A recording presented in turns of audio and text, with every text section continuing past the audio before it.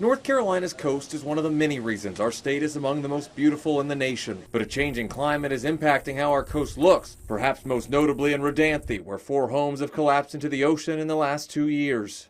We're going to see more houses likely succumb to the power of the sea. Those won't be the last.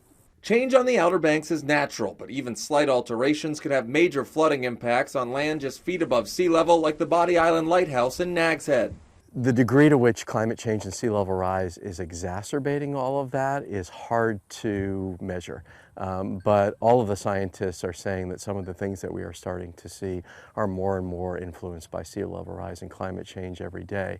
The growing severity and power of the storms has forced the North Carolina Department of Transportation to reevaluate where and how they build after seeing storms tear apart asphalt. Not just wrinkled like a sheet of paper, but wrinkled with 3 to 4 foot undulations in it, or the asphalt just gone.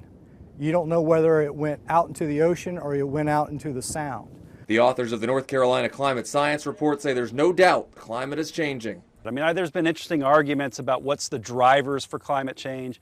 You look around, you see changes in our climate, whether it's the increasing wildfires out west, sea level rise here, changes in weather patterns. Climate, for all of us across the states and across the world is changing. Thinking about what a climate resilient future looks like in these places. How do we protect those places so that we can go there for the next few decades, but also our future generations, our kids, can go there. One effort to protect the coast is taking place in New Hanover County, where shore protection engineers move existing sand to shield against potential damage to the economy and industry. Being more efficient with your money and your sand resources, and continuing to keep your natural resources in the front of the line.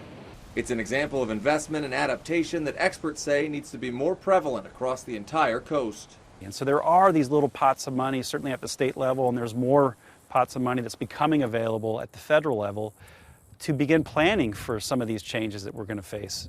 And I didn't say may face, that we will face in the not too distant future.